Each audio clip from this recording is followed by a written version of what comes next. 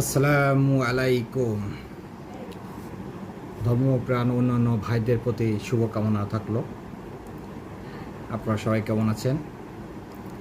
আসলে গতকাল রাত্রি থেকে মনের ভিতরে একটা ভয় কাজ করছিল যে ছাত্র জনতা যেভাবে যাচ্ছে, যদি এই নেট কানেকশন অফ করে তারপরে কারেন্ট অফ করে যদি আবার সেই মর্মান্তিক একটা ফায়ারিং অর্ডার আসে, তাহলে সবাই খুবই বিপদগ্রস্ত হয়ে যাবে। সমস্ত স্টুডেন্টরা, জনতারা খুবই সমস্যার ভিতরে পড়বে। এই জন্য একটা ভয় কাজ করছিল। যাই হোক, ভয়টা জয় করে আজকে আলহামদুলিল্লাহ ভালো একটা নিউজ পেলাম। ছাত্র জনতা বিজয় লাভ করছে। এটা আমাদের ছাত্র জনতার বিজয়ের দাবি ছিল। জনতা, সমস্ত জনগণ এই যে আন্দোলনের পিছনে এসে দাঁড়িয়েছে, তার জন্য সকল ভাই ব্রাদারদের জানাই লাখ লাখ শুভেচ্ছা, অভিনন্দন। আপনাদের ভালোবাসার জন্য আজকে হয়তো আমরা এই অবস্থানে আসতে পারছি। যাই হোক, এই আন্দোলনে যারা যারা নিহত হয়েছে তাদের সবার আত্মার মাগফিরাত কামনা করি। সবাই সবার জন্য দোয়া করবেন। যারা মারা গেছে তাদের জন্য আল্লাহ জান্নাতবাসী করে দেয়।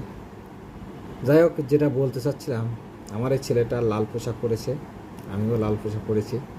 বিজয়ের শুভকামনা সবাই, সুন্দরভাবে বিজয়ের। তবে একটা বিষয় একটু খারাপ লাগছে, গণভবনে ঢুকে যেভাবে অনেকে বিভিন্ন রকম জিনিসপত্র বের করে খাওয়া দাওয়া, ভাঙচুর এবং অনেক কিছু করছে। এটা না করলে বেশি ভালো হতো। আমরা আমাদের আন্দোলনটাকে কীভাবে এগিয়ে নিতে পারি তা আমরা দেখিয়ে দিলাম। সবাই আমাদেরকে চিনে রাখবে যে আন্দোলনে ছাত্র নামলে সেই আন্দোলন সফল হবে ইনশাল্লাহ। আর এত সুন্দরভাবে আন্দোলনটাকে সাকসেস করার জন্য যেসব সমন্বয়ক, সহকারী সমন্বয়ক যারা যারা কাজ করেছে, দেশের আমজনতা, রিক্সা চালক থেকে শুরু করে চিকিৎসা, শিক্ষক, সবার প্রতি রইল শুভকামনা।